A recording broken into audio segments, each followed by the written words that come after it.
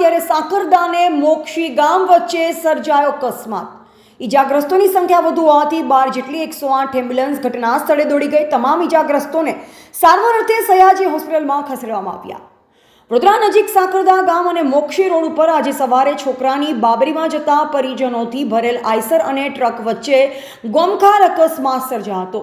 આ ઘટનામાં એકનું મોત નીપજ્યું છે, જ્યારે આઈસરમાં સવાર અન્ય 25 થી 30 જેટલા લોકોને નાની મોટી ઈજા પહોંચી છે। ઈજાગ્રસ્તોને 108 એમ્બ્યુલન્સ દ્વારા નજીકની હોસ્પિટલમાં ખસેડવામાં આવ્યા છે। ત્યારબાદ વધુ સારવાર માટે વડોદરાની સયાજી હોસ્પિટલમાં ખસેડવામાં આવ્યા છે। આ બનાવમાં મૃત્યુઆંક વધવાની શક્યતા છે। અકસ્માત મળેલ માહિતી પ્રમાણે છોકરાના બાબરી પ્રસંગમાં 50 જેટલા કુટુંબીજનો આઈસરમાં જઈ રહ્યા હતા। દરમિયાન સાકરદા અને મોક્ષી ગામ વચ્ચે આઈસર અને ટ્રક વચ્ચે અકસ્માત સર્જાયા। અકસ્માતમાં એકનું મોત નીપજ્યા હોવાનું સામે આવ્યું છે, જ્યારે 25 લોકોને નાની મોટી ઈજા પહોંચતા 12 જેટલી 108 મારફતે તમામને સારવાર અર્થે સયાજી હોસ્પિટલમાં ખસેડવામાં આવ્યા છે। અકસ્માતની જાણ સાકરદા અને મોક્ષી ગામના લોકોને થતાં લોકોના ટોળેટોળા ઘટના સ્થળે ઉમટી પડ્યા। ઉપરાંત અનેક લોકો ઈજા પામ્યા હોવાથી 10 થી 12 જેટલી 108 એમ્બ્યુલન્સ ઘટના સ્થળે દોડી ગઈ અને ઈજાગ્રસ્તને તુરંત જ નજીકની હોસ્પિટલમાં ખસેડવામાં આવ્યા હતા। બ્યુરો રિપોર્ટ મધ્ય ગુજરાતનો અવાજ ન્યૂઝ।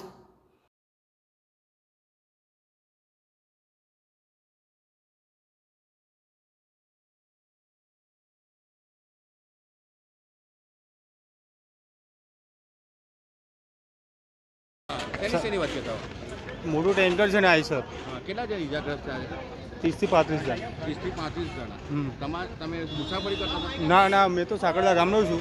એક્સિડન્ટ થયું મતલબ કે અડાજથી આવેલા આ લોકો આપણને કોલ મળવામાં આવ્યો હતો કે ત્યાં આગળ અકસ્માત થયો છે, શું સફળ? સાકરદા ગામથી આગળ ભાદરણ રોડ ઉપર 10 વાગ્યાની આસપાસ અમને કોલ મળેલો હતો, જેમાં ટ્રક અને બસનું એક્સિડન્ટ જણાવેલું હતું, જેની અંદર 25 થી 30 લોકો ઇન્જર્ડ એવો અમને ઇન્ફોર્મેશન મળેલી હતી।